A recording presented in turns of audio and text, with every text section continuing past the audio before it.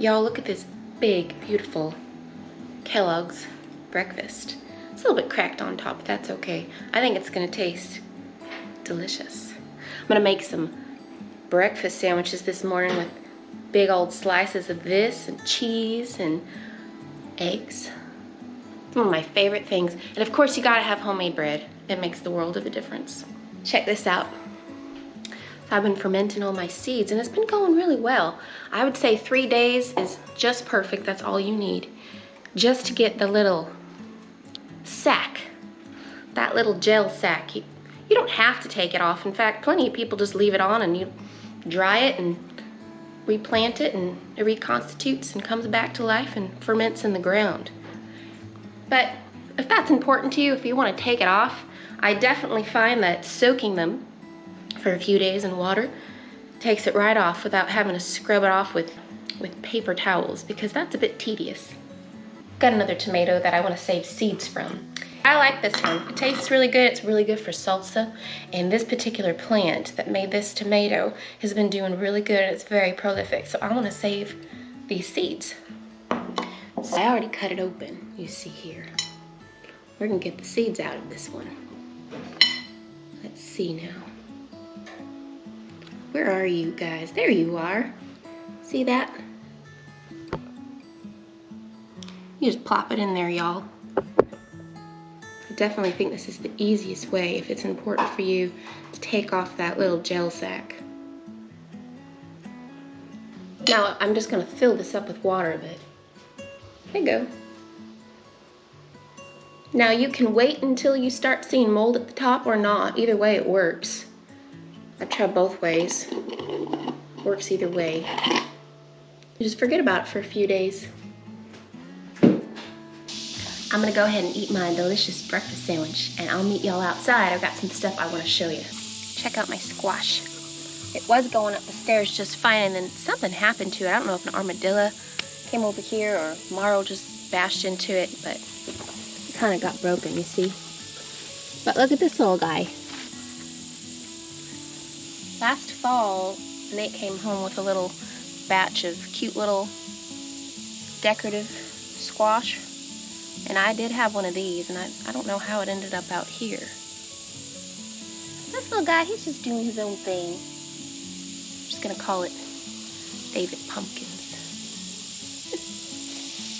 Check all these figs out, y'all. Oh, that one looks like it's about right. Each one of these has a nice cluster. I don't know if you can see them all. So we're gonna have tons of figs. I'm gonna probably make some fig jam with all these. That still needs a little bit more time. It's looking so good. It's nice and full. This is the hollyhock, the black ones. This peanut's doing real good. The marigolds, and this is my Carolina Reapers. Oh, and guess what? You know those little squashes that I just decided to plant for fun? Well, they're popping up. So we'll see how that goes. I'm just gonna leave this here. It's a bit wet today. Yeah, they're popping up. I'll see if I can find one. They kind of blend in with the buckwheat here. Oh, here we go. See? And this is just one of those chamber bitter weeds here. This is doing so good. This is my hibiscus. It's the pretty peach colored one. I've been getting about a basket full of tomatoes every day. I've been picking them right when they just start to blush, and that seems to be working just perfectly. And these tomatoes are going, y'all. All right, so this thing just won't stop growing. It just is going crazy.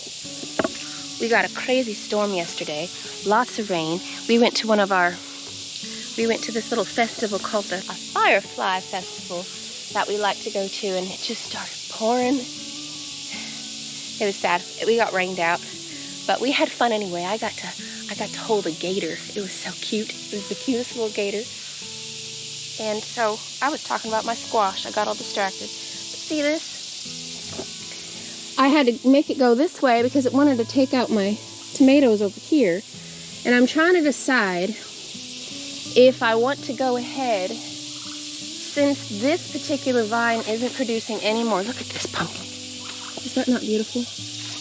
And these guys aren't really growing much anymore. I thought about taking the squash down, this particular vine. That way this vine has room to grow. Because it's just going crazy. It just won't stop growing. I'm nervous to cut, to mess with the vines though. I don't want to accidentally mess with the wrong one, you know. Oh, look, this one is starting to produce more. Look at that, one more right here. So yeah, some of these baby are getting so big. Look at this one. Getting scared. So look, this is how it's starting to split right here. Luckily, I got it in a hammock. But I see. I think we might want to take that one before something gives. Isn't this beautiful? I mean, I really like this Jarndale. Now I see it's got a marker on it, that piece of string. Right, I was able to pollinate that one. I'm gonna keep seeds from it. I feel like if it was a Jarndale, it would be turning green by now.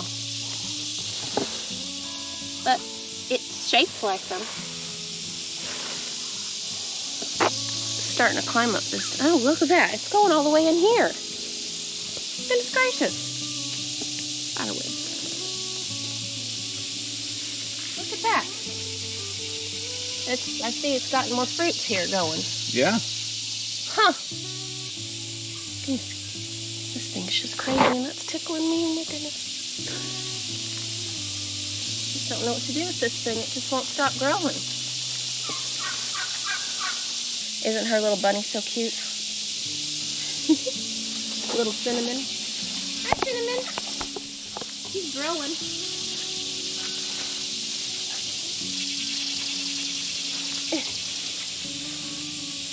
Drowning in tomatoes. I know, I was just, yeah, every day basketful.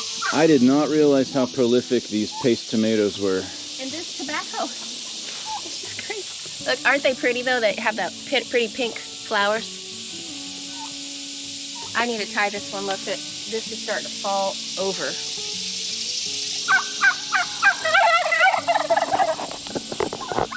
Oh, look at the grapes though. Oh, look, there's a little anole. So cute. Look at him.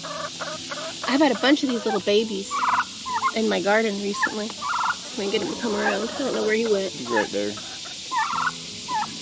He ran off. But my grapes are starting to turn. This is definitely my tallest one right here, this tobacco. I see it's starting to blossom. Yes.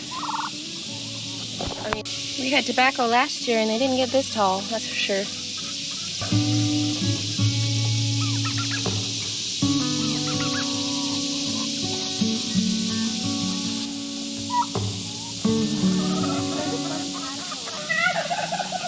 She's feeling good. These are more, some sort of, I don't know which one. One of my prolific squashes, the Long Island cheese or the Tahitian melon. Since when these start dying off, I'll kind of want something else to take over. But isn't this pretty? Look at this. Marigolds. I planted these. These are the seeds I collected last year. I just kind of let this pickle thing go. I haven't been picking them. We kind of got pickled out. We got pickled out, y'all. I just don't. But I mean, look. It's crazy. Look at all these pickles. I mean, they're everywhere. I just don't know what to do with them at this point.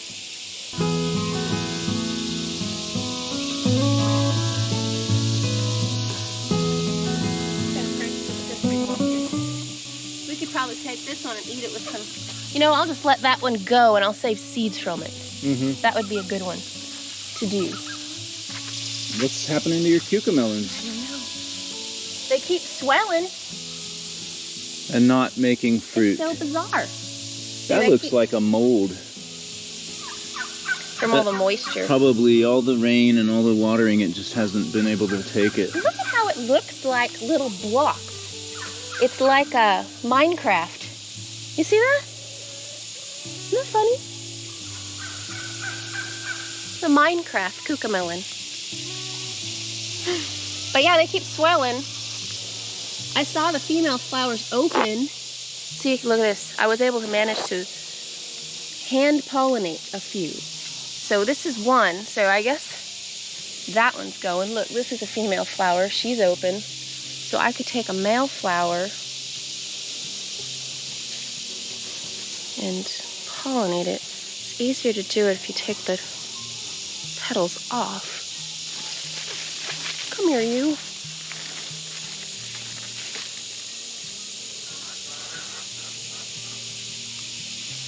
There's another right here. Harder to do when the female's not open, you know.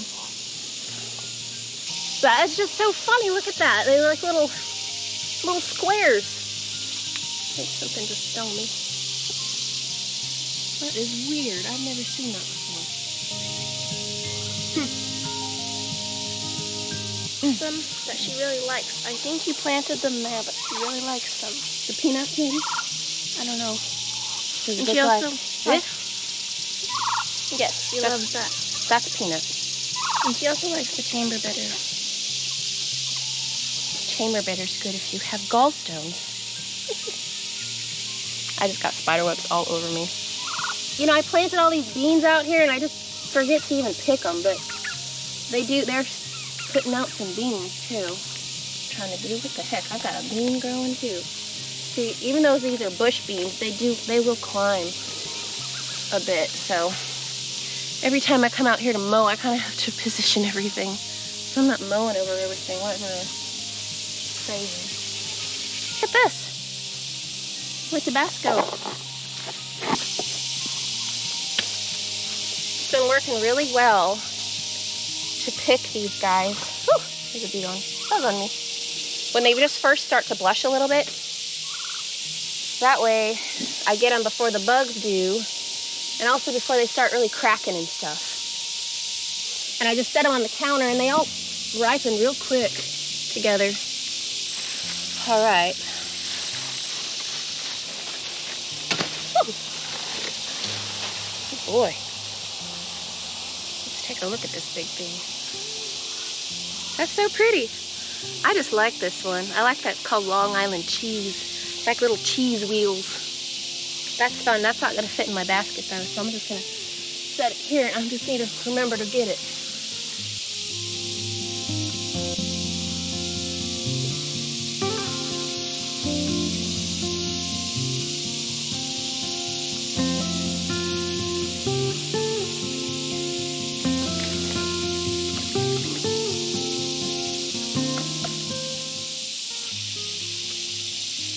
I really like these. They just have a happy shape, don't they? They're fun. Alrighty. Ooh. Got all my tomatoes in. I was able to process all the ones from last week. I had a big pile about this big. And I canned them all. I think this time with all these, I'm gonna make a batch of pizza sauce. But Nate's helping me over here. We're gonna make some fermented hot sauce. It's one of the things I loved to do last year. It was delicious. You guys, what's a better way to peel garlic?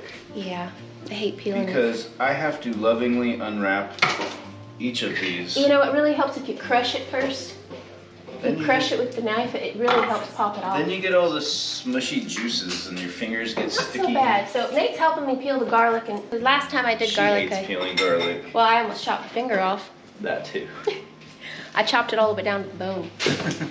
So I'm not allowed her own garlic. I'm not allowed anymore. But so I'm gonna chop these guys up, and we're gonna put them all in here. I'm just gonna probably chop them in half because when this is done fermenting, I usually like to do it for at least 3 weeks. I'm just gonna grind it all up in the blender, so it doesn't have to be perfect. We're not gonna chop it all up into itty bitty pieces. And for this half gallon, I do 2 tablespoons of salt. Today we're gonna use sea salt, but this is my first time, gonna be my first time using sea salt. Everyone says that you gotta use sea salt, but y'all, I've always used table salt, and I've never had any issues. Have you guys ever noticed that when you go to research something online, everybody is an expert and they all say the same thing? Yeah. And you begin to wonder if any of them have actually done what they're talking about. Well, you know, anybody can write an article. And anybody can make a YouTube video, like me. and I'm not an expert. So yeah, I'm gonna go ahead and chop these guys up and we'll get this going.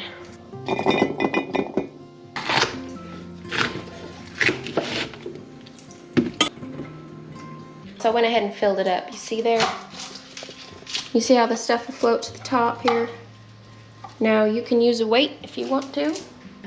But yeah, I'll close this guy up and I'll burp it a few times. Like maybe for the first 3 to 5 days. And then I just let it, I shut it, keep it shut. But I think I will collect some rocks and boil them and start putting rocks down on top. I think we about got it, baby.